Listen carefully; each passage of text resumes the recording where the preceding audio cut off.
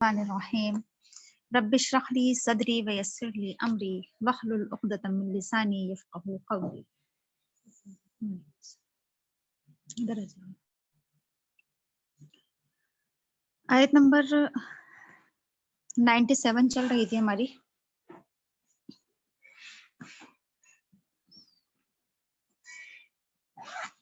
فیہ آیات بینات مقام ابراہیم ومن دخلہ کان آمنا وللہ علی الناس حج البیت من استطاع الیہ سبیلا ومن کفر فإن اللہ غنی عن العالمین. اس میں آیات ہیں کھلی ہوئی یا نشانیاں ہیں کھلی ہوئی، مقام ابراہیم ہے، اور جو اس میں داخل ہو گیا تو وہ امن سے ہو گیا، اور اللہ کے لیے لوگوں پر بیت اللہ کا حج ہے جو اس کے راستے کی استطاعت رکھتا ہو، اور جس نے کفر کیا تو بے شک اللہ تعالیٰ سارے جہان والوں سے بے نیاز ہے. بات ہمارے سامنے چل رہی تھی بیت اللہ کی، کہ اس روئے زمین کا سب سے پہلا گھر اللہ تعالیٰ کا گھر ہے، کعبہ اس دنیا کا سب سے پہلا گھر ہے جو لوگوں کے لیے بنایا گیا ہے. یعنی لوگوں کے لیے بنانے سے مراد کیا کیا ہے؟ آپ کو سمجھنے کے لیے بات آ گئی تھی کہ وہ لوگوں کے لیے قبلہ بنایا گیا، لوگوں کے پلٹنے کی جگہ، اور لوگوں کے لیے ہدایت کا ذریعہ بنایا گیا. اللہ کے رسول صلی اللہ علیہ وسلم کو وہاں مبعوث کیا گیا، قرآن کریم کا نزول ہوا، اور بہت ساری چیزیں اس سے وابستہ ہیں. حضرت ابراہیم علیہ السلام کی بہت ساری سنتیں، دعائیں، خانہ کعبہ کی تعمیر، سب ہم اس سے پہلے پڑھ چکے ہیں. تو بہت نشانیاں ہیں، فیہ آیات بینات، بہت نشانیاں ہیں، بہت بابرکت جگہ ہے.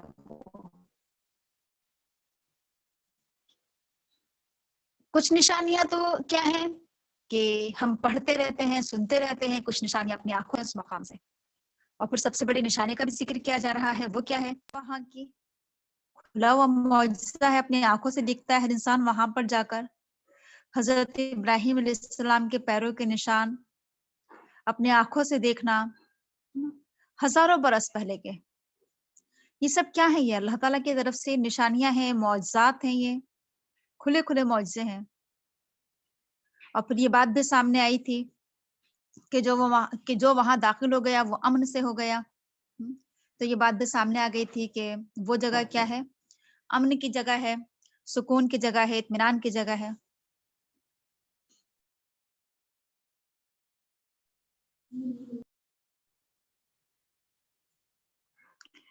تو امن کی جگہ جیسے آپ کے سامنے یہ بات آئی تھی کہ وہاں پر شکار کرنا، قتل کرنا، قصاص لینا، اور اس طریقے سے کوئی چیز چوری کرنا، گھاس کاٹنا، یہ سب چیزیں کیا ہے؟ منع ہے. حالت احرام میں جب انسان داخل انسان کے اوپر. اور ویسے بھی وہاں پر ہر طرح کا سکون، دلی سکون، ذہنی سکون، یہ سب سکون اللہ تعالیٰ نے رکھا ہے. یہ سب نشانیاں ہیں اللہ کی طرف سے. وَلِلَّهِ عَلَى النَّاسِ حِجُّ الْبَيْتِ مَنِ اسْتَطَاعَ إِلَيْهِ سَبِيلًا، اور لوگوں کے لیے ہے، وہ اللہ کے لیے لوگوں پر بیت اللہ کا حج کرنا جو اس کے راستے کی استطاعت رکھتا ہو. ہم سب جانتے ہی ہیں کہ حج کیا ہے؟ یہ فرائض میں سے ہے، اسلام کے 5 ارکان میں سے 5واں اہم رکن ہے، یہ 5واں اور آخری رکن ہے یہ. اور حج بیت اللہ، اس سے کیا مراد ہے؟ استطاعت سے مراد یہ ہے کہ وہ جانی اور مالی دونوں استطاعت رکھتا ہو. یعنی اس کے پاس کیا ہو؟ بدنی طاقت بھی ہو، صحت مند ہو وہ، اور مالی گنجائش بھی ہو اس کے پاس، تو اس کے اوپر حج فرض ہے.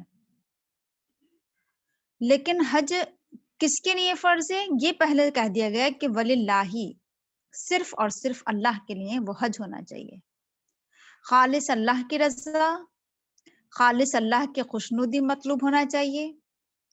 حج کا سفر جو ہے یہ صرف اور صرف اللہ سے محبت کا ایک سفر ہوتا ہے، یہ بلکہ کہنا چاہیے کہ اللہ سے عشق کا ایک سفر ہوتا ہے یہ۔ جیسے کل بھی یہ بات ہمارے سامنے آئی تھی کہ حج کے لیے انسان سب کچھ چھوڑ چھاڑ کر جاتا ہے، اپنا گھر، اپنے بیوی بچے اور اپنے رشتے دار، اپنا کاروبار اور بہت ساری چیزیں، بہت سی پسندیدہ چیزیں اپنی سب کو چھوڑ چھاڑ کر، اور کس لیے پیسہ خرچ کرتا ہے؟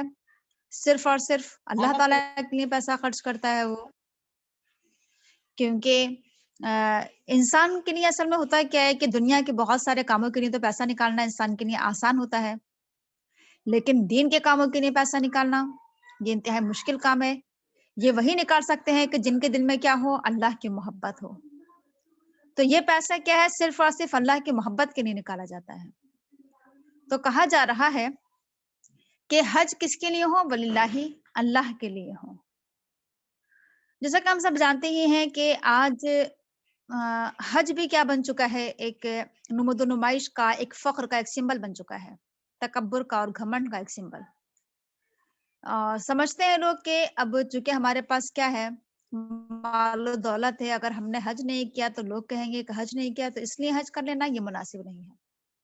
حج اس لیے ہو کہ اللہ تعالیٰ خوش ہو جائے، اللہ تعالیٰ راضی ہو جائے، اللہ کو راضی کرنے کے لیے حج کیا جائے، نہ کہ دنیا کے لوگوں کی زبان بند کرنے کے لیے حج کیا جائے، دنیا کے لوگوں کو دکھانے کے لیے حج کیا جائے کہ ہمارے پاس بہت پیسہ ہے ہم حج کرائے، اس لیے نہیں۔ تو صرف اور صرف یہ سفر اللہ کی رضا اور اس کی خوشنودی کے لیے کیا جائے۔ یہ سفر خالص ہونا چاہیے، مخلص ہو کر حج کرنا ہے۔ اس لیے نہیں کہ لوگ ہمیں حاجی کہیں، ہمارے نام کے آگے حاجی لگ جائے، اس لیے حج نہیں کیا جائے۔ تو حج کو بچانا ہوگا نمود و نمائش سے، دکھاوے سے، ریاکاری سے، شہرت سے، چرچے کرنے سے، دعوتیں کرنے اور بہت ساری چیزیں ہیں جو آج ہم دیکھتے ہیں کہ حج بھی کیا رہ گیا ہے، اب خالص حج نہیں رہ گیا ہے، اور حج میں بھی اتنی رسم و رواج داخل ہو گئی ہیں، اتنا مشکل بنا دیا گیا ہے حج کو بھی کہ جانے سے پہلے بھی تمام لوگوں سے ملنا اور آنے کے بعد بھی، اور پھر دعوتیں اور نہ جانے کیا کچھ، اس قدر اس میں دکھاوا آ چکا ہے کہ پھولوں کے ہار اور مٹھائی کے ڈبے، یہ سب کیا ہے کہ ہم سب دیکھتے بھی ہیں کہ اس گھر میں کیا ہوتا ہے کہ وہ ان لوگوں کے لیے مشکل ہو جاتا ہے ان تمام چیزوں کو سنبھالنا اور رکھنا، ہے نا؟ تو ایک طرح کی فضول خرچی بہت زیادہ ہوتی ہے اس موقع پر۔ تو ضرورت اس بات کی ہے کہ حج کو دکھاوے سے بچایا جائے، اور جس سے ہم نے یہ حدیث پڑھی بھی ہے نا کہ جس نے دکھاوے کے لیے حج کیا، عمرہ کیا، اس نے شرک کیا۔ تو کہیں ایسا نہ ہو کہ یہ ہمارا عمل کیا ہو جائے، اتنا نیک عمل جو ہم نے پیسہ خرچ کیا سب ضائع ہو جائے، برباد ہو جائے، اکارت ہو جائے۔ تو اس لیے ہمیں اس حج کو کیا رکھنا ہے؟ خالص رکھنا ہے۔ تو عبادت جو ہونا چاہیے وہ صرف اور صرف اللہ کو دکھانے کے لیے ہونا چاہیے، نہ کہ لوگوں کو دکھانے کے لیے ہونا چاہیے۔ تو بہرحال، تو جس کے پاس استطاعت ہو، صحت مند ہو وہ کہ وہ حج کر سکتا ہے تو وہ حج کرے۔ اس میں ایک چیز یہ بھی شامل ہے من استطاع الیہ سبیلا میں، کہ اکثر ہم لوگ کیا سمجھتے ہیں حج کے تعلق سے؟ ہم یہ سمجھتے ہیں کہ جب بوڑھے ہوں گے تو حج کر لیں گے، یعنی حج کو ہم نے بڑھاپے کے لیے اٹھا کر رکھ دیتے ہیں، اور لوگوں نے اس طرح کی باتیں بنانا شروع کر دی ہیں کہ پہلے کیا ہو جائے، بیٹیوں کے فرض سے تو ہم ادا ہو جائیں، یہ بھی ایک حج کے برابر ہے نا؟ یہ اس طرح کی باتیں بناتے ہیں لوگ۔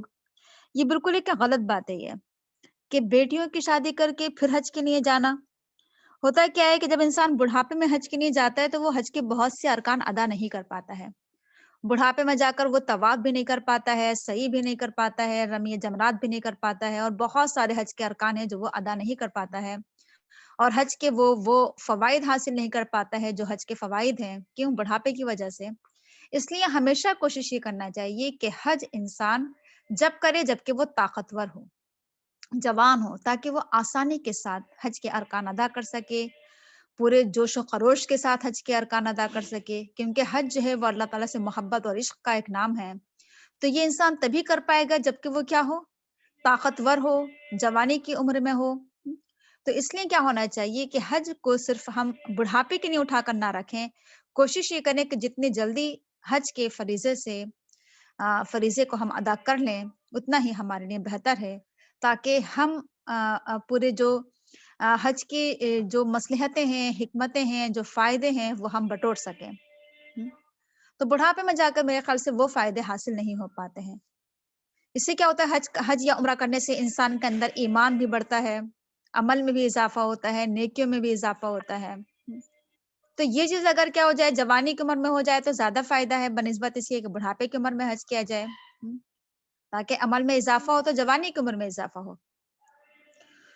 تو بہرحال بہت سے ایسے لوگ بھی، اس میں یہ بھی ہے کہ من استطاع الیہ سبیلا میں، کہ بہت سے ایسے لوگ بھی ہیں کہ جن کے پاس استطاعت ہوتی ہے، یعنی صحت مند بھی ہیں وہ، اور ان کے پاس مالی گنجائش بھی ہے، لیکن اس کے باوجود بھی حج نہیں کرتے ہیں۔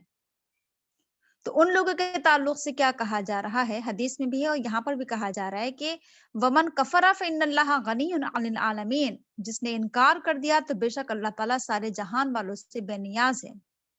یعنی ویسے تو انکار کرنا عام معنی میں بھی انکار کرنا ہوتا ہے، لیکن یہاں پر کفرہ کا لفظ جو ہے یہ حج کے تعلق سے آیا ہے کہ جس نے حج کا انکار کر دیا تو پھر اللہ تعالیٰ کو کوئی ضرورت نہیں، وہ بے نیاز ہے سارے جہان والوں سے۔ یعنی حج جو ہم کرتے ہیں اس چیز کی اللہ تعالیٰ کو ضرورت نہیں ہے کہ ہم جائیں حج کر کے، ہم اللہ کے اوپر کوئی احسان نہیں کرتے ہیں، بلکہ حج سے کیا ہوتا ہے، الٹا ہمیں ہی فائدہ ہوتا ہے۔ حج سے ہمیں دینی اور دنیاوی برکتیں حاصل ہوتی ہیں، دنیاوی برکتیں بھی حاصل ہوتی ہیں، یعنی کہ ظاہری برکتیں بھی حاصل ہوتی ہیں اور دینی برکتیں بھی حاصل ہوتی ہیں۔ ایمان و عمل میں اضافہ ہوتا ہے، انسان کی نیکیوں میں اضافہ ہوتا ہے، گناہوں سے پاک صاف ہو جاتا ہے۔ تو حدیث میں یہ الفاظ یہ آئے ہیں کہ جو کیا ہو استطاعت کے باوجود بھی حج نہ کرے، پھر چاہے وہ یہودی ہو کر مرے یا نصرانی ہو کر مرے، اللہ کو اس کی کوئی ضرورت نہیں، کوئی حاجت نہیں۔ تو اس لیے کوشش کرنا چاہیے کہ جس کے پاس استطاعت ہو، مالی گنجائش ہو، صحت مند بھی ہے وہ اور مالی گنجائش بھی ہے، تو اس کو حج کرنا چاہیے، اس کے اوپر حج فرض ہے۔ تو بہرحال وَلِلَّهِ عَلَى النَّاسِ حَجُّ الْبَيْتِ مَنِ اسْتَطَاعَ إِلَيْهِ سَبِيلًا، اللہ ہی کے لیے لوگوں کے اوپر بیت اللہ کا حج فرض ہے۔ حج کے میننگ ہوتے ہیں قصد کرنا، ارادہ کرنا، یعنی بیت اللہ کا ارادہ کرنا، اس کا قصد کر لینا۔ من استطاع الیہ سبیلا، جو اس کے راستے کی استطاعت رکھتا ہو اس کو اوپر حج فرض ہے۔ ومن کفرا، اور جو انکار کر دے۔ اس میں ایک چیز یہ بھی شامل ہے انکار کرنے میں کہ چاہے قولی انکار کیا جائے یا پھر عملی انکار کیا جائے، عملی طور پر حج نہ کرے انسان، یا قولی طور پر انکار کر دے کہ ہم نہیں جائیں گے وہاں پر۔ بہت سے لوگ اس طرح کے ہوتے ہیں کہ اپنے آپ کو اتنا بڑا سمجھنا کہ وہاں کی حکومت سے ہم نالا ہیں اور وہاں کی حکومت سے ہم کیا ہے، ہمیں کچھ شکایتیں ہیں، اب کیا کریں کہ حج ہی نہ کریں، کہ ہم وہاں نہیں جائیں گے کیونکہ وہاں پر کیا ہے، ملوکیت ہے اور وہاں پر کیا ہے، ڈیموکریسی نہیں ہے۔ اس طرح کی باتیں بنانا اور حج نہ کرنا، یا پھر کیا کر دینا، اس طرح کی باتیں بناتے ہیں لوگ کہ اس سے بہتر یہ ہے کہ بہت سے لوگ کہتے ہیں کہ حج کے لیے پیسہ خرچ کیا جائے، اس سے بہتر یہ ہے کہ ہم کسی غریب کو پیسہ دے دیں، کسی کو ہم کسی ضرورت مند کو دے دیں۔ اس طرح کی باتیں بناتے ہیں لوگ۔ تو دیکھا یہ جائے کہ انسان دنیا کے معاملے میں تو بہت پیسہ خرچ کرتا ہے، بہت سی چیزوں میں، کہ انسان گھر بنا رہا ہے، گاڑی لے رہا ہے اور بہت سی اچھی چیزیں خرید رہا ہے، مہنگی سے مہنگی چیز خرید رہا ہے، تو اس موقع پر یاد نہیں آتا ہے کہ کسی غریب کو پیسہ دے دیں، اور جب حج یا عمرے کا نمبر آئے تو پھر فوراً انسان کو یاد آ جاتا ہے، چاہے قربانی کا موقع ہو یا حج یا عمرے کا موقع ہو، کہ کسی غریب کو پیسہ دے دیا جائے۔ تو یہ اس طرح کے لوگ کیا ہوتے ہیں، یہ سب بہانے بازیاں ہوتی ہیں، بہانے بناتے ہیں لوگ، اور کیا ہوتے ہیں، اس فرض سے پیچھے ہٹتے ہیں۔ تو کہا جا رہا ہے کہ اللہ تعالیٰ کو بھی ضرورت نہیں ہے ایسے لوگوں کی، اللہ تعالیٰ بے نیاز ہے، اس کے پاس کمی نہیں ہے، تسبیح کرنے والوں کی اور تحمید کرنے والوں کی، پاکی بیان کرنے والوں کی کمی نہیں ہے اللہ تعالیٰ کے پاس۔ تو یہ حج جو اللہ تعالیٰ نے انسان کے اوپر فرض کیا، یہ کوئی بھی عبادت انسان کے اوپر جو فرض کی گئی ہے، اس کے فوائد کیا ہے، انسان ہی کو ملنا ہے نا، فائدہ اپنا ہی ہے اس میں، اللہ تعالیٰ کا کوئی فائدہ نہیں ہے۔ تو یہ سب کچھ اور بھی بہت ساری چیزیں اس میں ہو سکتی ہیں۔ تو بہرحال یہ تمام آیات جو ہیں، اس سے ہماری اصلاح کے لیے ہیں، یہ ہم سب کو اپنی زندگی کا جائزہ لینا ہے اور اپنی اصلاح کرنی ہے۔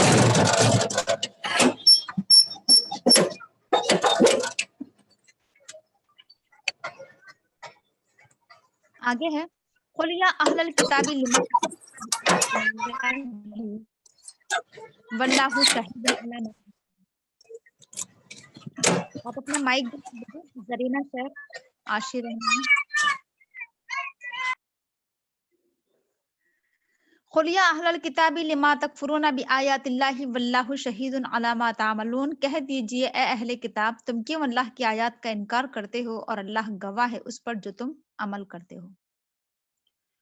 تو اللہ کے رسول صلی اللہ علیہ وسلم سے کہلوایا جا رہا ہے کہ آپ کہہ دیجئے، کس سے؟ اہل کتاب سے، کتاب پڑھنے والوں سے، تورات و انجیل پڑھنے والوں سے، بنی اسرائیل سے، کہہ دیجئے یہود و نصارہ سے کہ تم اللہ کی آیات کا کیوں انکار کرتے ہو۔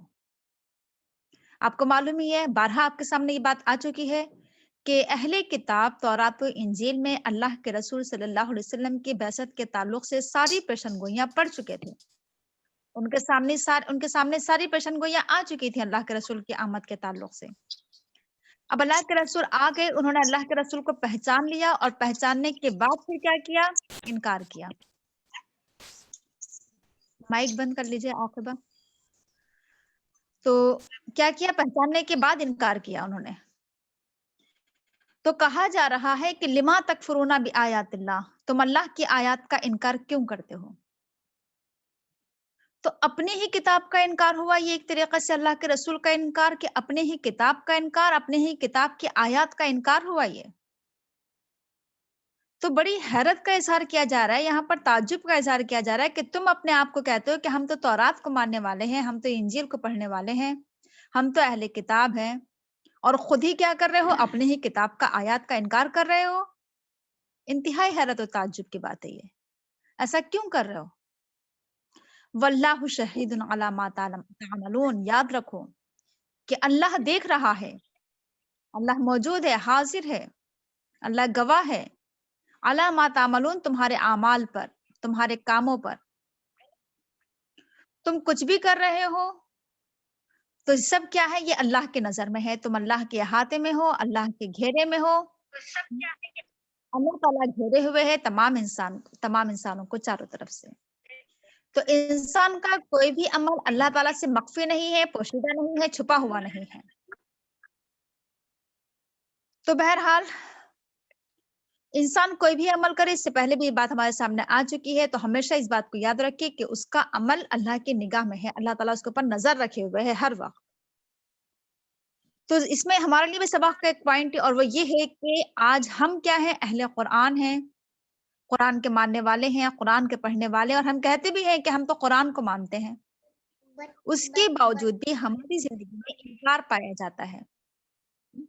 کہیں قولی انکار ہے تو کہیں عملی انکار پایا جاتا ہے۔ تو یہ آیت ہمارے لیے بھی ہے کہ ہم کتاب کو ماننے کے باوجود بھی اللہ کی کتاب کے آیات کا انکار کیوں کرتے ہیں آخر؟ تو ضرورت اس بات کی ہے کہ جب ہم کتاب پر ایمان لے آئے، کتاب کو مانتے ہیں، تو پھر کیا کریں؟ اس پر عمل بھی کریں، عملی انکار نہ کریں۔ آگے ہے قل یا اہل الکتاب لما تصدون عن سبیل اللہ من آمن تبغونها، مائک بند کر لیجئے آپ فوزیہ، مائک بند کر لیجئے۔ میں نے کر لیا، چلی گئی نا تو میں نے مکان فالتو کر لیا۔ اسما کی ادھر سے مائک آف کر دیجئے ان کا۔ ما تصدون عن سبیل اللہ من آمن تبغونها، کہہ دیجئے کہ اہل کتاب تم اللہ کے راستے سے کیوں روکتے ہو اسے جو ایمان لے آیا، تم اس میں ٹیڑھ تلاش کرتے ہو، اور تم گواہ ہو، اور اللہ تعالیٰ تمہارے اعمال سے غافل نہیں ہے۔ اب ایک اور چیز کہی جا رہی ہے، یہاں پر کہا جا رہا ہے کہ کہہ دیجئے کہ اے اہل کتاب تم اللہ کے راستے سے کیوں روکتے ہو۔ یعنی اس میں سامنے یہ آئی کہ اہل کتاب نہ صرف یہ کہ خود اللہ کی آیات کا انکار کرتے تھے، بلکہ دوسروں کو بھی اللہ کے راستے سے روکتے تھے۔ خود تو اللہ کے رسول کا انکار کیا ہی، اور ساتھ ساتھ دوسروں کو روکا۔ دوسروں کو کیسے روکا؟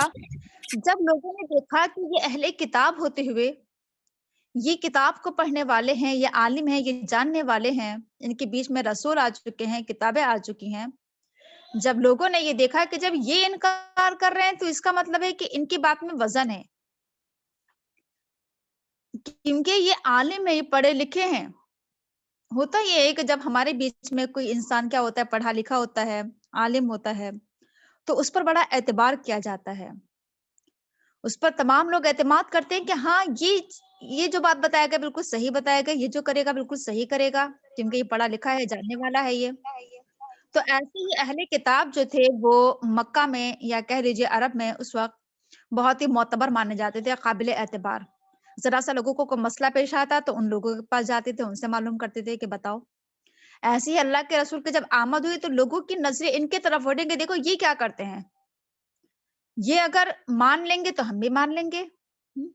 تو ان لوگوں کے عمل جو تھے وہ لوگوں کے لیے کیا ہوتے تھے، قابل اتباع ہوتے تھے۔ لیکن جب لوگوں نے دیکھا کہ اہل کتاب انکار کر رہے ہیں تو لوگ بھی پیچھے ہٹنے لگے۔ تو یہ اس چیز نے جو تھی لوگوں کو اسلام کو بہت نقصان پہنچایا، اللہ کے رسول کو، ہے نا۔ ان لوگوں کا یہ رویہ، قرآن کا انکار، اللہ کے رسول کا انکار، تو اس سے کیا ہوا کہ دوسرے لوگ بھی اسلام کی طرف آنے سے کیا ہوتے، گریزاں ہو رہے تھے، پیچھے ہٹ رہے تھے۔ تو اسے نہیں کہا جا رہا ہے کہ تم نے خود بھی اللہ کی آیات کا انکار کیا، تم خود بھی نہیں مانے، خود بھی ایمان لے کر نہیں آئے اللہ کے رسول پر، قرآن پر، اور تم نے دوسروں کو بھی کیا کیا، اللہ کے راستے سے روکا اس طریقے سے۔ اسی لیے تو قرآن کریم میں سے پہلے یہ بات آئی تھی کہ تم وَلَا تَكُونُوا أَوَّلَ كَافِرٍ بِهِ، تم سب سے پہلے اس کا انکار کرنے والے نہ بن جاؤ۔ یعنی ہونا تو یہ چاہیے تھا کہ سب سے پہلے آگے بڑھ کر اہل کتاب کو ایمان لانا چاہیے تھا، کیونکہ ان کی کتابوں میں پیشن گوئیاں موجود تھیں، انہیں سب سے آگے بڑھ کر ایمان لانا چاہیے تھا۔ لیکن کیا ہوا، انہوں نے سب سے پہلے انکار کیا، اور ان کا یہ عمل کیا بنا، دوسروں کے لیے گمراہ ہونے کا سبب بنا، دوسروں کے بھٹکنے کا سبب بنا، کہ جب یہ مان نہیں لا رہے تو ضرور کوئی نہ کوئی وجہ ہوگی۔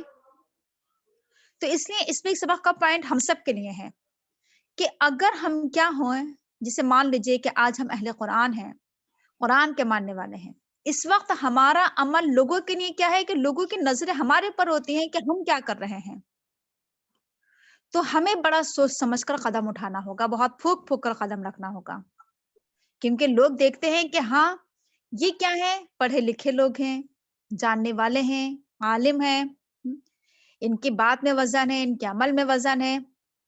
جیسے ہوتا ہے نا کہ اگر مان لیجئے کہ ایک عالم جو ہے اگر غلط کام کرتا ہے، اور آج لوگ باتیں بھی بناتے ہیں اس طرح کی کہ وہ مولوی ہوتے ہوئے، وہ مولانا ہوتے ہوئے اور وہ امام ہوتے ہوئے انہوں نے یہ کام کیا تو ہم کیوں نہیں کر سکتے، اس چیز کو لوگ ایک دلیل بناتے ہیں، لوگوں کے ایسے لوگوں کے عمل کو دلیل بناتے ہیں، غلط کاموں میں بھی دلیل بناتے ہیں کہ جب وہ ایسی شادیاں کر رہے ہیں تو ہم کیوں نہیں کر سکتے، وہ اس طریقے سے رسم و رواج کر رہے ہیں تو ہم کیوں نہیں کر سکتے۔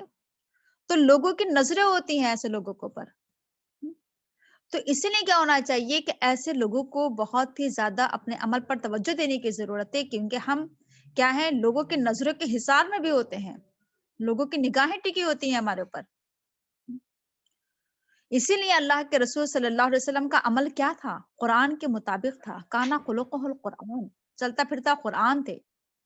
اللہ کے رسول نے صرف اتنا ہی نہیں کیا کہ لوگوں کو بتا دیا، لوگوں کے ہاتھوں میں لا کر صرف قرآن تھمایا نہیں، بلکہ قرآن کریم کی ایک ایک آیت پر عمل کر کے دکھایا کہ ایسے عمل کرنا ہے، ایسے کرنا ہے۔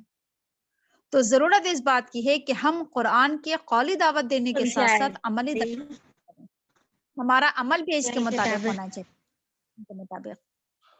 تو کہا جا رہا ہے کہ لما تصدون عن سبیل اللہ، اے اہل کتاب، ایک کتاب کو پڑھنے کے لیے یہ چوتھا سپارہ لگ رہا ہے، آپ لوگ ذرا دھیان رکھا کیجیے کہ آپ لوگوں کے مائک نہ کھلا کریں اس پڑھانے میں۔ لما تصدون عن سبیل اللہ، تم اللہ کے راستے سے کیوں روکتے ہو، من آمنا تبغونہا عوجا، دادی نے کہا نا اب اس جو ہے نیٹ ورک چینج مت کرنا۔ کو جو کیا ہو کہ ایمان لے آئے اسے روکتے ہو، تم اس میں ٹیڑھ تلاش کرتے ہو۔ تو کہا جا رہا ہے کہ جو لوگ ایمان لے آئے، اب ان لوگوں کے لیے بھی کیا ہو رہا تھا، مشکل ہو رہا تھا۔ کیوں مشکل ہو رہا تھا؟ کہا جا رہا ہے کہ تبغونہا عوجا، تم اس کے اندر ٹیڑھ تلاش کر رہے ہو، کجی تلاش کر رہے ہو۔ اس میں ایک پوائنٹ یہ بھی ہے کہ جو لوگ کیا تھے کہ قرآن کریم کے اندر کیا دیکھ رہے تھے، قرآن کریم کے اندر ٹیڑھ تلاش کر رہے تھے، کجی تلاش کر رہے تھے، ڈھونڈ رہے تھے کہ کہیں سے ہمیں کوئی عیب حاصل ہو جائے، کوئی عیب مل جائے، کوئی کمی مل جائے قرآن کے اندر، اور ہم کیا کریں، پروپیگنڈا کریں اس کا، اور اس سے کیا کریں, لوگوں کو ہم کیا کر دیں, گمراہ کر دیں, بھٹکا دیں. یہ تو ایک حقیقت ہے کہ قرآن کریم کے اندر کوئی جھول نہیں ہے, کوئی ٹیڑھ نہیں ہے, کوئی کمی نہیں ہے, لیکن اس کے باوجود بھی جو لوگ ڈھونڈ لیتے ہیں وہ کیسے ڈھونڈتے ہیں, وہ ان کی اپنی نگاہوں کا ٹیڑھ ہوتا ہے, وہ قرآن کریم کی کمی نہیں ہوتی ہے. جب لوگوں کی اپنی نگاہوں میں ٹیڑھا پن آ جائے, جب لوگوں کی اپنی عقل میں ہی فطور آ جائے, تو پھر ان کو ہر جگہ ٹیڑھا نظر آتا ہے, ہر چیز ٹیڑھی نظر آتی ہے نا. جب اپنی نگاہیں ہی ٹیڑھی ہوں تو پھر ہر چیز ٹیڑھی نظر آتی ہے. تو ایسے ہی کچھ لوگ تھے جن کے دلوں میں کیا تھی, قرآن کریم کے تعلق سے نفرت تھی, اللہ کے رسول کے تعلق سے نفرت تھی, حسد اور جلن تھا. اب انہیں کیا نظر آ رہا تھا, ہر اچھی چیز بھی غلط نظر آ رہی تھی. یہ ایک حقیقت ہے کہ جن لوگوں سے انسان کو حسد, جلن, نفرت ہوتی ہے تو ان کے اچھے عمل بھی کیا ہوتے ہیں, انسان کو برے نظر آتے ہیں. تو کہا جا رہا ہے کہ تم جو یہ کیا کر رہے ہو, قرآن کریم کے اندر ٹیڑھ تلاش کر رہے ہو, یا قرآن کریم کا ٹیڑھ نہیں ہے, تمہاری اپنی نگاہوں کا ٹیڑھا پن ہے جو تمہیں نظر آ رہا ہے. اور اس طریقے سے تم قرآن کریم کی ایسے باتیں پیش کر رہے لوگوں کے سامنے, جیسے ہوتا ہے نا کہ مثال کے طور پر کہ ہم کیا کرتے ہیں, قرآن کریم کے ہم نے بیچ کا ایک ٹکڑا لے لیا اور آگے اور پیچھے کا ہم لوگوں کے سامنے نہیں لائے, اور بیچ کا ایک ٹکڑا لا کر ہم نے لوگوں کو کیا کر دیا, گمراہ کرنا شروع کر دیا کہ دیکھو قرآن کریم کے اندر یہ لکھا ہوا ہے, دیکھو قرآن کریم اس چیز کی تعلیم دیتا ہے. جیسے مثال کے طور پر آپ کے سامنے مثالیں بہت سی آ چکی ہیں کہ قرآن کریم کی ایک آیت کو لوگ کیا کرتے ہیں, بہت زیادہ ہائی لائٹ کرتے ہیں, لوگوں کے بیچ میں پھیلاتے ہیں کہ دیکھو قرآن کریم کہتا ہے کہ کیا کرو, مارو لوگوں کو, قتل کرو لوگوں کو, جنگ کرو لوگوں سے, ہے نا, جو تمہیں مارے تم اس کو مارو, اور بہت ساری اس طرح کی چیزیں کہ دیکھو قرآن کیا سکھاتا ہے, دہشت گردی سکھا رہا ہے, قرآن آتنکواد سکھا رہا ہے, بنا رہا ہے انسان کو. اور اس طریقے سے کہیں پر ہم نے کیا لے لیا کہ دیکھو اس میں عورتوں کو مارنے کی بات کی جا رہی ہے کہ تم عورتوں کو مارو. اس طرح کی بیچ بیچ کے ہم ٹکڑے نکال لیتے ہیں اور آگے اور پیچھے کا لوگ کے سامنے لاتے کہ اس کے آگے کیا کہا گیا اور پیچھے کیا کہا گیا. اور اس طریقے سے ہم اتنا پروپیگنڈا کرتے ہیں اس چیز کا کہ لوگ کیا ہو جاتے ہیں کہ اچھا یہ قرآن میں ہے, اچھا قرآن نے ایسا کہا ہے. تو اب اس سے کیا ہوتا ہے کہ لوگ کیا ہو جاتے ہیں, بھٹک جاتے ہیں, گمراہ ہو جاتے ہیں. خصوصی طور پر وہ لوگ جو جاہل ہوتے ہیں, ان پڑھ ہوتے ہیں, ناواقف ہوتے ہیں, جو خود قرآن کو نہیں پڑھتے ہیں, خود نہیں سمجھتے ہیں, وہ لوگوں کی باتوں میں آ جاتے ہیں اور سوچتے ہیں کہ اچھا ایسا اور ایسا ہے, ایسا کہہ رہے ہیں لوگ. یا پھر ایسا بھی ہو سکتا ہے کہ مان لیجئے کہ ہم نے وہ بات نہیں کہی, بات ہم نے کچھ اور کہی اور باتوں کو توڑ مروڑ کا پیش کیا, لوگوں نے آگے جا کر کہا کہ وہ ایسا اور ایسا کہتی ہیں اور ایسا ایسا کہتے ہیں. تو اب لوگ کہتے ہیں کہ اچھا انہوں نے ایسا کہا ہے, اب تو ہم ان کے بالکل قریب بھی نہیں جائیں گے, ان کی بات نہیں سنیں گے. تو لوگ قریب سے آ کر نہ دیکھتے ہیں, نہ جانتے ہیں, نہ پڑھتے ہیں, نہ سمجھتے ہیں, نہ جاننے کی کوشش کرتے ہیں, اور کیا ہے سنی سنائی باتوں پر کیا ہوتے ہیں, مان لیتے ہیں. تو اللہ کے رسول کی حدیث ہے نا کہ انسان کے جھوٹا ہونے کے لیے اتنا ہی کافی ہے کہ وہ لوگوں کی سنی سنائی باتوں کو کیا کر لے, سچ مان لے, سچ جان لے. تو بہرحال اس میں کہا یہ جا رہا ہے کہ قرآن کریم کے اندر تو ٹیڑھ نہیں ہے, لیکن اپنی نگاہوں کا جو کیا ہے ٹیڑھ ہے, اس کے ذریعے ہمیں ہر چیز ٹیڑھی نظر آتی ہے. تو اب اس سے کیا کرتے ہیں, ہم لوگوں کو بھٹکاتے ہیں, گمراہ کرتے ہیں. تو کہا جا رہا ہے کہ لما تصدون عن سبیل اللہ, تم اس طریقے سے کیا کر رہے ہو, لوگوں کو اللہ کے راستے سے روک رہے ہو. تو اب اس سے کیا ہوگا کہ جو لوگ ایمان لانا چاہ رہے ہیں وہ ایمان لانے سے رک جائیں گے, جو ایمان لے آئے ہیں وہ بھی کیا ہو جائیں گے, سوچیں گے کہ جو ایمان لے آئیں گے, مان لیجیے کبھی نئے نئے ایمان لے کر آئے ہیں, ابھی بات کو سمجھا ہی نہیں, اور لوگوں نے کیا کیا بھٹکانا شروع کر دیا کہ تم ان کی باتوں میں آ گئے, یہ تو ایسا اور ایسا حکم دیتے ہیں. تو تم یہ کیا کر رہے ہو, لوگوں کے اندر کجی پیدا کر رہے ہو, اور لوگوں کو بھی لوگوں کو بھی کیا کر رہے ہو, ٹیڑھ دکھا رہے ہو, تلاش کر رہے ہو, ڈھونڈ ڈھونڈ کر ایسی آیتیں تلاش کر رہے ہو جس سے کیا ہو جائے کہ لوگوں کی نظروں میں تم کیا کر رہے ہو, قرآن کو کمتر اور حقیر ثابت کر رہے ہو, اللہ کے رسول کو کمتر ثابت کر رہے ہو. اور حقیقت یہ ہے کہ ایسا نہیں ہے کہ تمہیں معلوم نہیں ہے, وَأَنْتُمْ شُهَدَاء, تم گواہ ہو, تمہیں معلوم ہے سب کچھ, حقیقت تمہیں پتہ ہے, سچائی تمہیں پتہ ہے کہ کیا ہے, تم جانتے ہو کہ آگے اور پیچھے کیا ہے, لیکن تم جھوٹا پروپیگنڈا کر رہے ہو, جھوٹی باتیں نشر کر رہے ہو لوگوں کے بیچ میں, جھوٹی چیزیں پھیلا رہے ہو لوگوں کے بیچ میں, اور جانتے بوجھتے کر رہے ہو.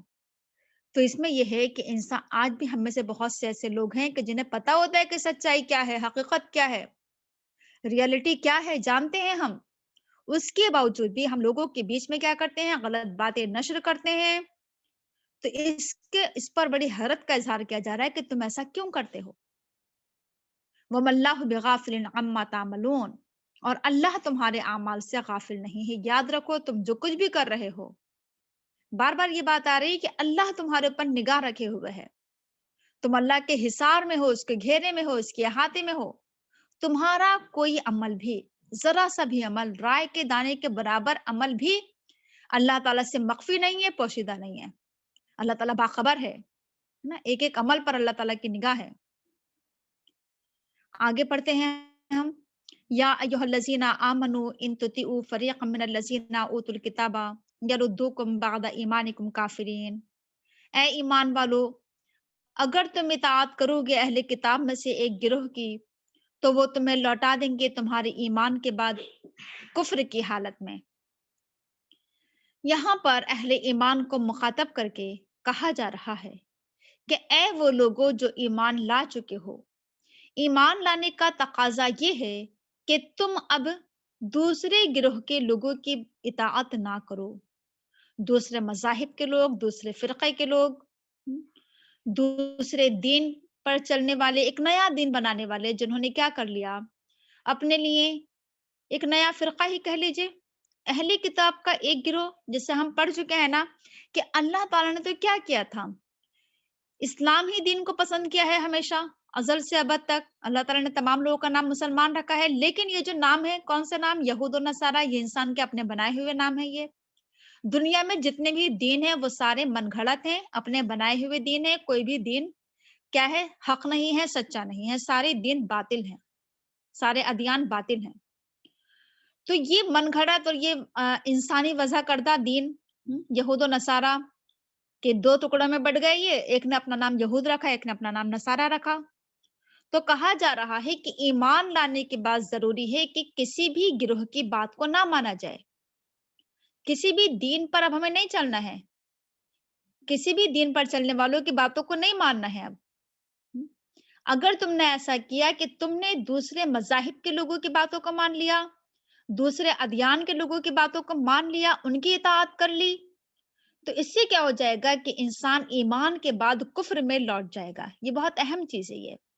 یہ آج ہمارے بیچ میں بہت پایا جا رہا ہے کہ آج ہیں تو ہم مسلمان، ایمان والے کہتے ہیں اپنے آپ کو، لیکن اس کے باوجود بھی ہم مان کس کے رہے ہیں؟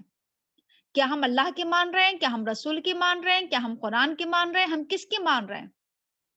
ہم آج اگر اپنے اوپر نظر ڈالیں تو آج ہمارے بیچ میں کیا چیز پائی جا رہی ہے؟ آج مسلمانوں کے بیچ میں، جیسے آپ کے سامنے یہ بات اس سے پہلے بھی آئی تھی کہ اگر مسلمانوں کا جائزہ لیا جائے تو ان کی ایک ایک چیز دوسرے مذاہب کے لوگوں سے کیا ہے، بہت ہی اٹیچ ہے. مثال کے طور پر ہم اپنے ڈریسز پر نظر ڈالیں، ہے نا، ہم وہ ڈریس پہننے میں فخر محسوس کرتے ہیں جو دوسرے مذاہب کے لوگ پہنتے ہیں. ہم اپنا کلچر دیکھیں، اپنی تہذیب دیکھیں، اپنی ثقافت دیکھیں، اپنے بولنے چالنے کا اسٹائل دیکھیں، اپنے رہنے کا اسٹائل دیکھیں، ہمارے گھر، ہمارے لیونگ اسٹائل، ہمارے لائف اسٹائل، ہمارے ہیئر اسٹائل، ہر چیز ہماری کیا ہے، ہم دوسرے مذاہب کے لوگوں سے اتنا متاثر ہو چکے ہیں کہ آج ہماری اپنی اصلی جو پہچان تھی، مسلمانوں کی اصلی شناخت تھی، وہ تو کھو گئی ہے، وہ تو بہت پیچھے رہ گئی ہے. آج ہمارے اوپر اسلامی کو شناخت نظر نہیں آتی ہے، اسلامی علامت نظر نہیں آتی ہے ہمارے اوپر. آج ہم دوسرے مذاہب کے رنگ میں رنگ چکے ہیں.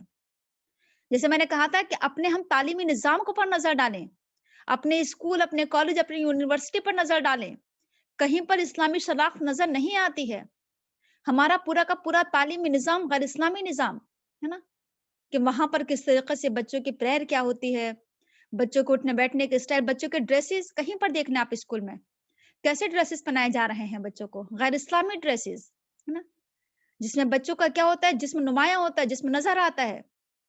ایک ایک چیز پر ہم نظر ڈالتے جائیں. ہم اپنے کاروبار پر نظر ڈالیں، سارے کے سارے غیر اسلامی نظام. ہمارا بینک کا نظام غیر اسلامی ہے نا، سود پر مبنی نظام چل رہا ہے بینکوں کا نظام. ہم اپنے سیاسی نظام پر نظر ڈالیں، سراسر غیر اسلامی. کس کس چیز پر نظر ڈالیں، ہر چیز میں اتنا کہنا چاہیے کہ اس قدر ہمارے اندر جیسے میں نے کہا تھا کہ ہمارے معاملات ہیں، خصوصی طور پر جو سب سے زیادہ جو چیز نظر آتی ہے وہ کہاں پر نظر آتی ہے، شادی بیاہ کے موقع پر. है ना, मैयतों के मौके पर एक एक रस्म गैर इस्लामी है, एक एक चीज गैर इस्लामी है। खाना पीना हमारा, है ना, किस कदर हम टहल टहल कर और खड़े होकर और बड़े फख्र के साथ हम खाते हैं। जिस खाने को जानवरों की तरह खाना बताया गया है खड़े होकर खाने को, उस पर हम फख्र महसूस करते हैं, उसे हम स्टैंडर्ड समझ रहे हैं, उसे हम फॉरवर्ड समझ रहे हैं।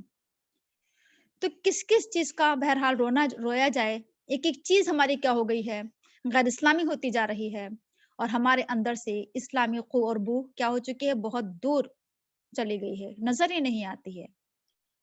तो बहरहाल कहा जा रहा है कि ए अहले ईमान, अब तुम्हें ईमान लाने के बाद जरूरी ये था कि हम क्या करते, ईमान के तकाजे पूरे करते, ईमान के मुताबिक अमल करते।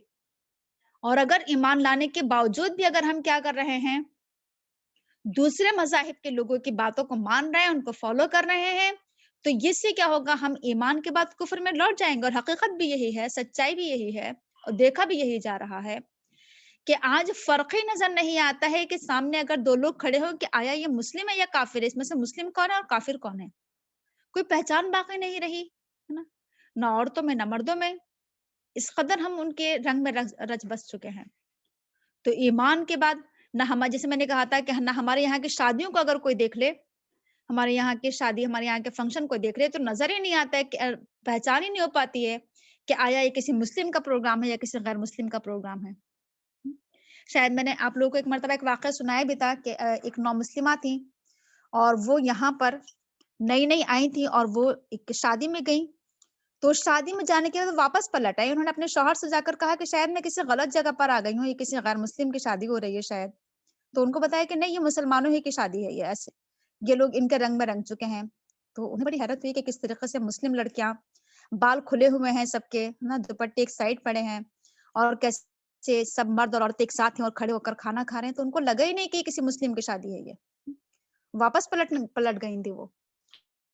तो ये हमारे यहाँ की पहचान खत्म हो गई है कि लगता ही नहीं कि किसी मुसलमान की शादी है ये, ना, सारी की सारी हमारे यहाँ के सारे फंक्शन क्या है, गैर इस्लामी। तो बहरहाल ये बहुत ही अहम चीज है, ये जरूरत इस बात की है, बार बार ये चीज आ रही है कि हम अपने दीन को खालिस करें और हमें अपनी इस्लामी शनाख्त को बाकी रखना है, और अपने हम जितने भी हमारे निज़ाम हैं, तमाम निज़ाम जो है वो हमारे इस्लामी होना चाहिए। इस्लाम क्या है, ये जिंदगी के तमाम निज़ाम की बात करता है। ये नहीं कि हम किसी एक चीज को हम दुरुस्त करने के बाद हम सोचें कि इस्लाम तो बस क्या है कि इबादत हमारी सही हो जाए, बल्कि हर चीज को हमें सही करना है। हमें अपने मामलात, हमें अपने कारोबार, माशियात और इज़्दिवाजी जिंदगी हो, है ना, इनफरादी इज्तिमाई, हर चीज पर नजर रखना है कि हर चीज क्या हो जाए, इस्लामी। तो इसमें जो है दूसरे लोगों की इताअत नहीं करना है कि उन्होंने ऐसा कह दिया तो अब हम ये करें। जैसे मिसाल के तौर पर के कहें कि डॉक्टर ने हमें अब क्या है कि रोजा रखने से मना कर दिया, हालांकि ऐसी ऐसी बीमारियां होती हैं, मामूली छोटी छोटी बीमारियों में लोग अब बहाना कर रहे हैं कि डॉक्टर ने मना कर दिया है कि अब हम क्या है, जैसे मिसाल के तौर पर कि अब हम तो कुर्सी पर ही नमाज पढ़ेंगे अब, ना, और खड़े होकर नमाज नहीं पढ़ेंगे, डॉक्टर ने झुकने से मना कर दिया हमें। तो अब ये है कि बहुत से लोगों को देखा जा रहा है कि हर तमाम काम हो रहे हैं, मिसाल के तौर पर कि हम बाजारों में जा रहे हैं, शादी फंक्शन में जा रहे हैं, हर जगह टहल रहे हैं, हर जगह आ रहे हैं, जा रहे हैं, और नमाज की नहीं क्या है, कुर्सी पर बैठकर नमाज पढ़ रहे हैं। ये इस तरीके से और बहुत सारी चीजें हो सकती हैं कि हम तमाम काम कर रहे हैं, रोजे के मौके पर हमें अपनी बीमारी याद आ रही है, क्योंकि उनका डॉक्टर ने मना किया। डॉक्टर कौन होते हैं, जाहिर सी बात है वो दूसरे मज़ाहिब के लोग होते हैं, उन्हें नहीं पता होते कि ये क्या है, फर्ज है इंसान के ऊपर, बहुत ही मजबूरी की हालत में छोड़ना है, अब उनकी इताअत की जा रही है। तो बहुत ही इसमें एहतियात बरतने की जरूरत है। जिस मौके पर इंसान को खुद देखना चाहिए कि आया वो बिल्कुल इस काम को करने के काबिल ही नहीं है, नहीं कर पाएगा, तो फिर उस काम को छोड़ सकता है ना। दूसरों के कहने में आकर और हम इस चीज को, इसको एक बहाना बना लें कि हाँ उन्होंने ऐसा कहा है। तो बहरहाल इन सब चीजों का हमें क्या करना होगा, बहुत ख्याल रखना होगा। बंद कर अजीज, सब लकैफ़ तकफुरूना व अंतुम तुतला अलैकुम आयातुल्लाहि व रसूलुहु व मन सुना सर बंद करो कि तुम पर अल्लाह की आयत तिलावत की जाती हैं और तुम में उसके रसूल मौजूद हैं, और जो अल्लाह को मजबूती के साथ थाम ले तो बेशक उसकी सिरात मुस्तकीम की तरफ रहनुमाई फरमा दी गई है। इस आयत में भी बड़ी हैरत का इजहार किया जा रहा है, बड़ी हैरत और ताज्जुब के साथ कहा जा रहा है कि आखिर तुम कैसे इनकार कर देते हो, हालांकि تم پر اللہ کی آیات تلاوت کی جا رہی ہیں اور تم میں اللہ کے رسول موجود ہیں. بہت اہم آیت ہے یہ کہ جب ہمارے بیچ میں اللہ کی آیات پڑھ کر سنائی جا رہی ہیں، اگر اس آیت کو ہم اس طریقے سے لیں کہ جس وقت اللہ کے رسول موجود تھے، اللہ کے رسول حیات تھے اور لوگوں کو اللہ کی آیات پڑھ کر سنا رہے تھے، آیات کی تلاوت کر رہے تھے، اس کے باوجود لوگ انکار کر رہے تھے، تو بڑی حیرت کا اظہار کیا جا رہا ہے کہ اللہ تعالیٰ نے تمہیں اتنی عظیم نعمت سے نوازا، اتنے عظیم رسول تمہارے بیچ میں آئے، اتنی عظیم کتاب تمہارے بیچ میں آئی، اور پھر وہی چیز کہ وَأَنْتُمْ تُتْلَىٰ عَلَيْكُمْ کہ رسول نے آ کر تمہارے ہاتھوں میں کتاب تھمائی ہی نہیں بلکہ تمہیں پڑھ پڑھ کر سنا رہا ہے، ایک ایک آیت پڑھ پڑھ کر سنا رہا ہے نا؟ تو اسی میں نے کہا تھا کہ اس چیز سے بہت زیادہ سبق ہمیں ملتا ہے. کیا سبق ملتا ہے؟ سبق یہ ملتا ہے کہ قرآن صرف اپنے ہی پڑھنے کی کتاب نہیں ہے بلکہ دوسروں کو بھی پڑھ کر سنانے کی کتاب ہے. اتنا ہی نہ سوچ لیا کریں کہ ٹھیک ہے چلو اچھا قرآن پڑھنا چاہیے، لاؤ پڑھ لیتے ہیں، سمجھنا چاہیے، لاؤ سمجھ لیتے ہیں، بلکہ سمجھانا بھی چاہیے، پڑھ کر سنانا چاہیے. یہ بات بھی ہمارے سامنے آئی تھی کہ جب ہم خود پڑھتے ہیں ہے نا، بہت سی باتیں سمجھ میں نہیں آ پاتی ہیں، دل اچاٹ ہو جاتا ہے، پھر ہم بند کر کے رکھ دیتے ہیں، تو بہت سی باتیں سمجھ میں نہیں آ پاتی ہیں، پھر اسی بات کو پھر لوگ سمجھاتے ہیں تو آسانی کے سمجھ میں آ جاتی ہے. تو اس لیے کیا ہونا چاہیے کہ قرآن کریم کو سمجھانا چاہیے. اللہ کے رسول نے ایسا کیا تھا کہ لوگوں کو قرآن کریم کی آیات پڑھ کر سنائی تھی، تو ہمیں بھی چاہیے کہ ہم لوگوں کے سامنے قرآن کریم کی آیات کو پڑھ کر سنایا کریں، اور جو پڑھ کر سنائے تو اس کو لوگوں کو چاہیے کہ وہ اس کو سنا کریں. تو کہا جا رہا ہے کہ جب تمہیں قرآن کریم کی آیات پڑھ کر سنائی جاتی ہیں تو تم کیا کر دیتے ہو؟ انکار کر دیتے ہو. تو آپ کے سامنے یہ تلاوت کے میننگ آئے بھی تھے کہ تلاوت کے میننگ کیا ہوتے ہیں، کہ تلاوت کے اندر بہت سی میننگ ہوتے ہیں، کہ قرآن خود بھی پڑھنا ہے، دوسروں کو پڑھ کر سنانا بھی ہے، اور تلاوت میں عمل کرنا بھی آتا ہے کہ قرآن کریم کی اتباع بھی کرنا ہے، پیروی بھی کرنا ہے، پیچھے پیچھے چلنا ہے اس کے. اور پھر یہ کہ تم میں اللہ کے رسول موجود ہیں. اب اس کی کیا تشریح کی جائے گی؟ یہ اس موقع پر تو اگر دیکھا جائے کہ جس وقت اللہ کے رسول حیات تھے تو یہ بات تو ٹھیک تھی کہ تم میں اللہ کے رسول موجود ہیں، لیکن اب اس وقت تو اللہ کے رسول موجود نہیں ہے اور قرآن کریم میں یہ کہا جا رہا ہے کہ تم میں اللہ کے رسول موجود ہیں، تو پھر کیا تشریح کی جائے گی اس کی؟ اس کا مطلب یہ ہے کہ آج اللہ کے رسول صلی اللہ علیہ وسلم کی تعلیمات ہمارے بیچ میں موجود ہیں، اللہ کے رسول کی احادیث ہمارے بیچ میں موجود ہیں، اللہ کے رسول صلی اللہ علیہ وسلم کی سنت ہمارے بیچ میں موجود ہے، آپ کی سیرت ہمارے بیچ میں موجود ہے. اب اسے کیا کرنا ہے؟ اس کو زندہ کرنا ہے، اللہ کے رسول کی سنتوں کو زندہ کرنا ہے، اللہ کے رسول کے تعلیمات کو زندہ کرنا ہے، اللہ کے رسول کے احادیث کو ہمیں کیا کرنا ہے؟ پھیلانا ہے، بڑھانا ہے، آگے پڑھانا ہے. یہاں پر دو چیزیں بتائی جا رہی ہیں، ایک اللہ کی آیات اور ایک اللہ کے رسول صلی اللہ علیہ وسلم کی زندگی، آپ کی سیرت. یہ دو بہت اہم چیزیں ہیں. یہ تو یہ ہے بھی کیا اصل میں؟ یہی ہماری شریعت ہے، یہی ہمارا قانون اور اصول ہے. کیا؟ کتاب اللہ و سنت رسول اللہ، اللہ کی کتاب اور اللہ کے رسول کی سنت. یہ دو چیزیں ہمارے لیے عمل کا معیار ہے، یعنی ہمیں کیا کرنا چاہیے، کیا عمل کرنا ہے، یہ سب ہمیں کہاں دیکھنا ہوگا؟ اللہ کی کتاب میں دیکھنا ہوگا اور اللہ کے رسول کی زندگی میں دیکھنا ہوگا. یہ دو چیزیں ہمارے لیے کسوٹی ہیں. تو ان دو چیزوں کو ہمیں اپنے لیے کیا بنانا ہے؟ معیار بنانا ہے، کسوٹی بنانا ہے. یعنی ہر چیز ہمیں اس پر کیا کرنا ہے؟ جانچ پڑتال کرنا ہے. کوئی بھی بات اگر قرآن و حدیث کے مطابق ہے تو وہ بات صحیح ہے، اور اگر کوئی بات قرآن و حدیث سے ٹکرا رہی ہے تو وہ غلط ہے. یہ سب سے بڑی کسوٹی ہے، یہ قرآن اور حدیث، قرآن اور سنت، قرآن اور سیرت، کچھ بھی کہہ لیجیے آپ. تو ہر چیز کو کرنے سے پہلے ہے نا ہمیں دیکھنا ہوگا کہ آیا یہ بات قرآن میں ہے، آیا یہ بات اللہ کے رسول نے کہی نہیں کہی ہے. اگر ہے تو ٹھیک ہے. یا مان لیجیے کہ کوئی انسان ہمیں کوئی بات بتا رہا ہے تو اس کی بات کو ہم کیا کریں گے؟ جانچیں گے. پہلے کس پر جانچیں گے؟ قرآن و حدیث پر، کہ آیا اس کی یہ بات قرآن و حدیث میں پائی جا رہی ہے، اپنی طرف سے باتیں بنا رہا ہے یہ، ہے نا. تو یہ ہمیں ایک کیا کر دی گئی ہے؟ کسوٹی دی گئی ہے. یہ قرآن اور حدیث، ہر چیز کو ہمیں اس کے اوپر جانچنا ہے اور پرکھنا ہے، تبھی وہ عمل درست ہو سکتا ہے. تو کہا جا رہا ہے کہ جب تمہارے سامنے قرآن و حدیث کا کوئی حکم آ جائے، قرآن و حدیث کی کوئی بات آ جائے، تو پھر تمہارے لیے مناسب نہیں ہے کہ تم اس کا انکار کرو. نہ قرآن کی آیات کا انکار جائز ہے اور نہ پھر کیا ہے؟ حدیث کا انکار. کوئی اگر یہ کہے کہ نہیں میں تو صرف قرآن کو مانوں گا اور حدیث نہیں مانوں گا تو اس کا ایمان مکمل نہیں. یا صرف سنت کو ماننا اور قرآن کو نہ ماننا. دونوں چیزیں کیا ہیں؟ ضروری ہیں، لازم و ملزوم ہیں. احادیث بھی اصل میں ہے کیا؟ قرآن ہی کی تشریح ہے، توضیح ہے، بات کی وضاحت ہے. جیسے آپ کے سامنے یہ بات آئی تھی نا کہ قرآن کریم میں حکم دے دیا گیا ہے کہ کرنا کیا ہے، اور احادیث میں کیا بتایا گیا ہے کہ کرنا کیسے ہے نا. سنت میں کیا ہے کہ کرنا کیسے ہے، سنت کے مطابق کرنا ہے، اللہ کے رسول نے جیسے کر کے دکھایا ویسے کرنا ہے. اور کرنا کیا ہے یہ قرآن میں بتایا گیا ہے. تو قرآن اللہ کا حکم ہے اور سنت اور احادیث یہ اللہ کے رسول کا حکم ہے. اور یہ دونوں ہی چیزیں ضروری ہیں، اللہ کی بھی اطاعت، رسول کی بھی اطاعت، دونوں ہی چیزیں مل کر پھر اسلام بنتا ہے. تو یہ بہت اہم چیز ہے، یہ اس کا انکار جائز نہیں ہے. وَمَن يَعْتَصِم بِاللَّهِ فَقَدْ هُدِيَ إِلَىٰ صِرَاطٍ مُسْتَقِيمٍ. اور جو اللہ کو مضبوطی کے ساتھ تھام لے، پکڑ لے، جس نے اللہ کا سہارا لے لیا، جس نے اللہ پر توکل کیا، اللہ پر بھروسہ کیا، اللہ سے سپورٹ لی، اللہ کو اپنا سہارا، حامی اور ناصر بنایا، تو پھر کیا ہے کہ اس کی صراط مستقیم کی طرف رہنمائی فرما دی گئی. تو کیا کرنا ہے؟ اللہ سے اپنا رشتہ مضبوط بنانا ہے، اللہ سے اپنا رشتہ استوار کرنا ہے، بحال کرنا ہے. مضبوطی کے ساتھ تھامنے سے یہی مراد ہے، ایک تو یہ کہ اللہ کی بات کو ماننا ہے، اللہ کی اطاعت کرنا ہے، قرآن کریم کے مطابق زندگی گزارنا ہے. کیونکہ آگے آ بھی رہا ہے کہ قرآن کریم اللہ تعالیٰ کی رسی ہے، اس رسی کو مضبوطی کے ساتھ ہمیں تھامنا ہے تو ہم اللہ تک پہنچ سکتے ہیں، آسانی کے ساتھ اللہ کو حاصل کر سکتے ہیں، تلاش کر سکتے ہیں. اللہ کی طرف پہنچنے کا راستہ قرآن کریم ہے. قرآن کریم کے ذریعے ہم کیا ہو سکتے ہیں؟ اللہ کے قریب ہو سکتے ہیں.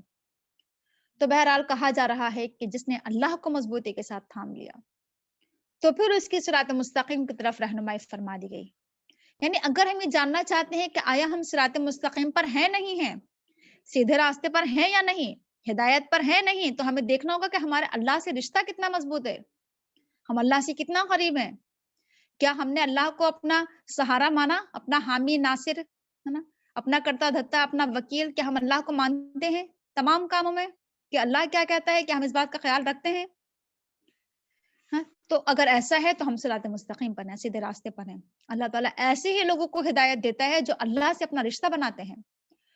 تو اللہ سے ہمیں اپنا رشتہ بنانا ہوگا اگر ہمیں واقعی ہدایت چاہیے. جیسے یہ بات آئی تھی نا کہ ہدایت ایسے نہیں مل جاتی کہ بیٹھے بیٹھے ہم چاہیں کہ ہدایت مل جائے اور ہم بہانہ کرتے ہیں کیا کریں، اللہ نے ہمیں ہدایت ہی نہیں دی ہے. ایسی ہدایت نہیں ملتی ہے.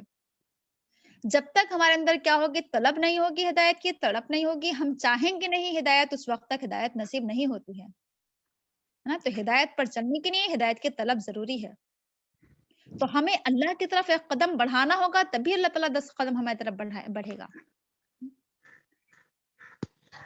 یہ یا ایھا الذین آمنوا اتقوا اللہ زیادہ حق پانی. تقاته الا وانتم مسلمون.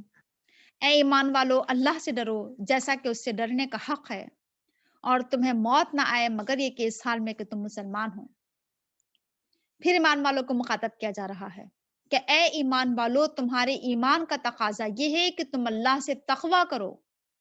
ایمان کے تقاضے بتائے جا رہے ہیں یہاں پر کہ ایمان صرف کافی نہیں ہے کہ ہم صرف مومن ہو جائیں، اتنا کافی نہیں ہے. ہمیں اپنے ایمان کا عمل سے ثبوت دینا ہوگا. عمل یہ ایک ثبوت ہے، پروف ہے، ایک گواہی ہے یہ ہمارے ایمان کی. ایمان کے بغیر عمل قبول نہیں اور عمل کے بغیر ایمان قبول نہیں. دونوں ایک دوسرے کے لیے لازم و ملزوم ہیں. ایمان کے بہت سے تقاضے ہوتے ہیں. قرآن کریم میں وہ تقاضے ہمیں بار بار بتائے جاتے ہیں کہ یہ بھی ایمان کا تقاضا ہے اور یہ بھی ایمان کا تقاضا ہے. تو ایمان کا ایک تقاضا کیا ہے؟ ایمان کا تقاضا یہ ہے کہ ہمارے دل میں اللہ کا ڈر ہونا چاہیے، تقوی ہونا چاہیے، پرہیزگاری ہونا چاہیے، گناہوں سے بچنا چاہیے، اللہ کی نافرمانی سے بچنا چاہیے. یہ سب ایمان کے تقاضے ہیں، تقوی کی میننگ ہے یہ. تو تقوی جو ہوتا ہے وہ خوف خدا کا نام ہے، اللہ کا ڈر کا نام ہے. اور اللہ کا ڈر کہاں ہوتا ہے؟ اللہ کے رسول نے کیا کہا ہے کہ التقوی ہاں ہونا، دل کی طرف اشارہ کر کے کہا تھا کہ تقوی یہاں ہوتا ہے، یعنی دل میں ہوتا ہے تقوی. یعنی تقوی ایسا نہیں ہے کہ صرف انسان کے ظاہر سے نظر آئے کہ انسان بڑے اچھے ڈریس میں ہے، برقع پہنا ہے، دوپٹہ باندھا ہے، اور ہم سمجھے کہ یہ انسان بڑا متقی انسان ہے، تسبیح پڑھ رہا ہے، نماز پڑھ رہا ہے. تو تقوی صرف ہمارے ظاہر کا نام نہیں ہے، تقوی تو باطن کا نام ہے کہ ہمارے اندرون میں کتنا اللہ کا ڈر ہے، ہمارے باطن میں کتنا اللہ کا ڈر ہے۔ تقوی صرف ہماری جلوتیں نہیں کہ ہم لوگوں کے سامنے کیسے ہیں، تقوی تو ہمارے خلوتیں کہ ہم تنہائی میں کیسے ہیں، تنہائی میں بھی کیا ہم متقی ہوتے ہیں، جس طریقے سے ہم لوگوں کے سامنے بڑا متقی بنتے ہیں، پرہیزگار بنتے ہیں، نیک بنتے ہیں، کیا ہم تنہائی میں ایسے ہیں، کیا ہم اکیلے میں ایسے ہیں؟ تو یہ تقوی ہے، یہ ہے نا۔ تو اور پھر کہ تقوی اور کیا ہے، اس کی تشریح تو آپ کے سامنے بہت بار آ چکی ہے کہ صحابی سے معلوم کیا گیا تھا کہ تقوی کیا ہے، تو انہوں نے کیا کہا تھا کہ تمہارا کسی خاردار جھاڑی کے پاس سے گزر ہوا ہے، تو کہا کیسے گزرتے ہو، تو کہا کہ میں اپنے دامن کو سمیٹتے ہوئے گزرتا ہوں، خاردار جھاڑیوں سے دامن کو بچاتے ہوئے۔ تو کہا کہ یہی تقوی ہے کہ تم دنیا میں ایسے رہو، ہے نا، گناہوں سے ایسے بچو جیسے تم اپنے دامن کو کانٹوں سے بچاتے ہو۔ تو ایسے ہمیں گناہوں سے اپنے آپ کو بچانا ہے کہ کہیں ہم گناہوں سے آلودہ نہ ہو جائے، اپنے آپ کو اس قدر بچانا ہے، محتاط ہو کر زندگی گزارنا ہے۔ تو یہ تقوی ہے۔ تو کہا جا رہا ہے کہ اے ایمان والو، تمہارے ایمان کا تقاضا یہ ہے کہ تمہارے دل میں اللہ کا ڈر ہونا چاہیے، تمہارے اندر خوف خدا ہو، تم گناہوں سے بچو، اللہ کے نافرمانی سے بچو اور اللہ سے ڈرو حق تقاتی ہی، جیسا کہ اس سے ڈرنے کا حق ہے۔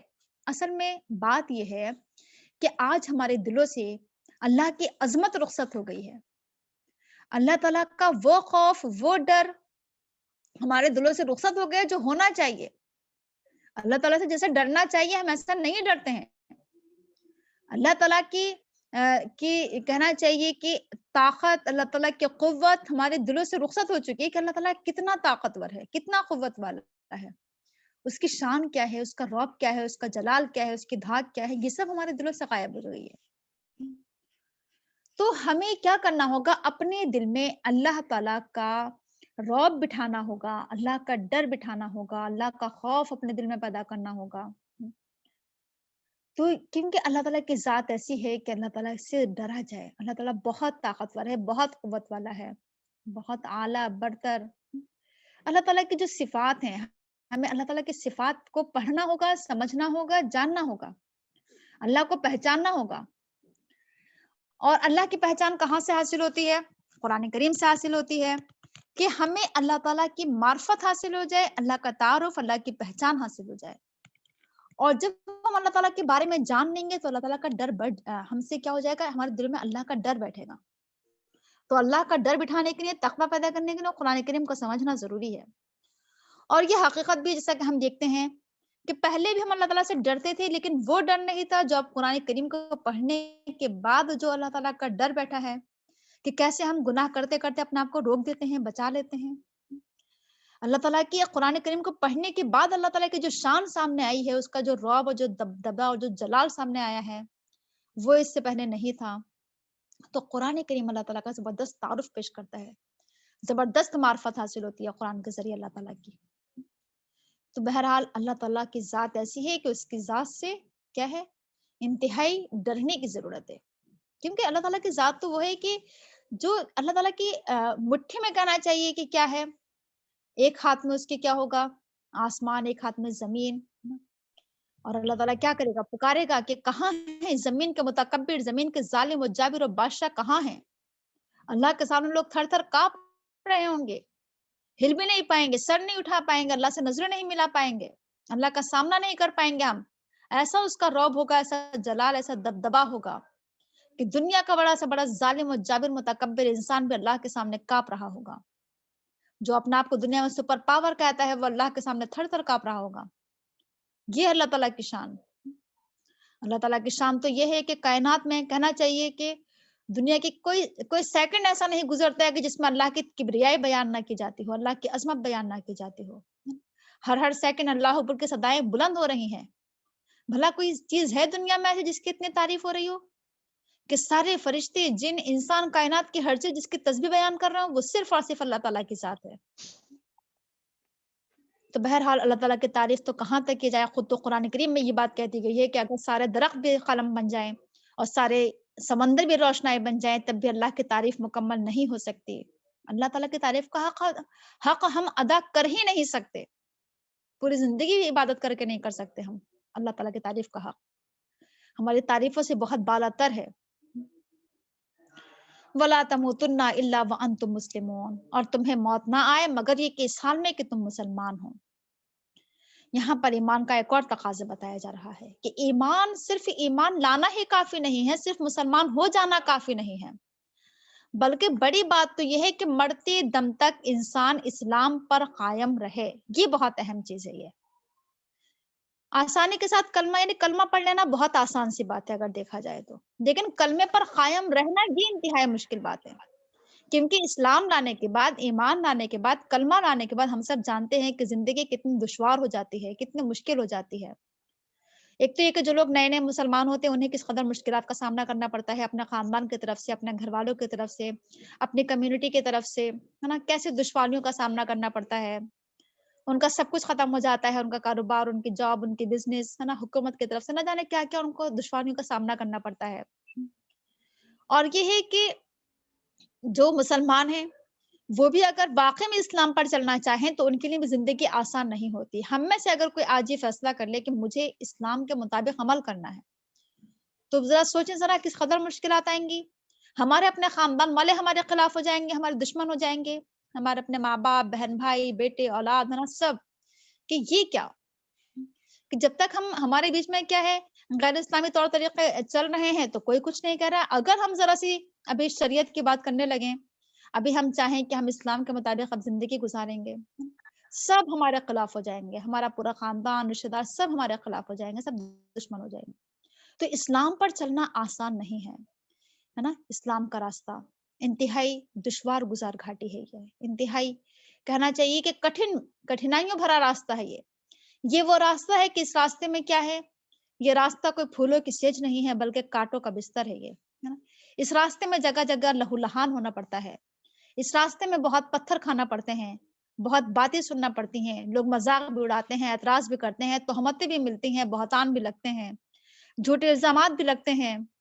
یہ راستہ انتہائی تکلیف بھرا راستہ ہے۔ یہ تو اسلام پر چلنے کے لیے بہت ہمت چاہیے، بہت طاقت چاہیے، بہت قوت چاہیے، جسمانی طور پر بھی، ذہنی طور پر بھی، قلبی طور پر بھی۔ جس کے اندر ہمت ہو وہ اس راستے میں قدم رکھے۔ وہ یہ شہادت گہے الفت میں قدم رکھنا ہے۔ لوگ آسان سمجھتے ہیں مسلمان ہونا، تو اتنا آسان نہیں ہے۔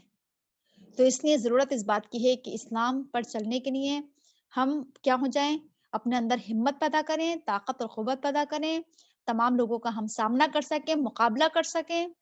یہ اپنے اندر ہمت پیدا کریں کہ جب اس راستے میں لوگ ہم پر باتیں بنائیں، الزامات لگائیں، گالیاں دیں تو ہم کیا کریں، مسکرا کر جواب دیں۔ گالی کا جواب گالی سے نہیں، بدتمیزی کا جواب بدتمیزی سے نہیں، بلکہ صبر اور سکون کے ساتھ۔ تو یہ تمام چیزیں ہیں۔ یہ تو کہا جا رہا ہے کہ مرتے دم تک تمہیں اسلام پر قائم رہنا ہے، کیونکہ جیسے میں نے کہا کہ اس راستے میں ایسی ایسی آزمائشیں آتی ہیں، کبھی اللہ کی طرف سے ہوتی ہیں، کبھی کوئی پریشانی انسانوں کی طرف سے آ جاتی ہے، کبھی کسی کی طرف سے آ جاتی ہے۔ ایسے ایسے آزمائشیں آ جاتی ہیں، ایسے ایسی چیزیں آ جاتی ہیں سامنے کہ انسان کا ایمان و اسلام ڈگمگانے لگتا ہے، انسان کے قدم لڑکھڑانے لگتے ہیں، انسان کا ایمان متزلزل ہونے لگتا ہے، ہلنے لگتا ہے نا، ڈانواڈول ہو جاتا ہے انسان، اس کی کشتی ڈولنے لگتی ہے۔ اس موقع پر انتہائی صبر کی، استقامت کی ضرورت ہوتی ہے، ثابت قدمی کی ضرورت ہوتی ہے۔ تو اس لیے کوشش یہ کرنا چاہیے کہ جب ہم نے اسلام کا راستہ چن ہی لیا ہے تو پھر اب کیا کرنا ہوگا، استقامت کے ساتھ اس پر چلنا ہوگا، ثابت قدمی کے ساتھ چلنا ہوگا کہ مرتے دم تک ہم اسلام پر قائم رہیں، موت آئے تو اسلام کی حالت میں آئے۔ یہ بڑی بات ہے۔ اس چیز کی ہم سب کو دعا کرنا چاہیے کہ وَتَوَفَّنَا مُسْلِمِينَ، اللہ تعالیٰ تو ہمیں وفات دینا اسلام کی حالت میں، مسلمان کی حالت میں ہم کیا ہو جائیں، اس دنیا سے رخصت ہو جائے۔ ٹائم پورا ہو چکا ہے، اتنا رہنے دیتے ہیں۔ سبحانک اللہم و بحمدک، نشہد ان لا الہ الا انت، نستغفرک و نتوب الیک۔ السلام علیکم ورحمۃ اللہ وبرکاتہ۔ باقی انشاءاللہ کل پڑھیں گے آیت نمبر 103 سے۔ ٹھیک ہے، کسی کو کچھ کہنا تو نہیں ہے؟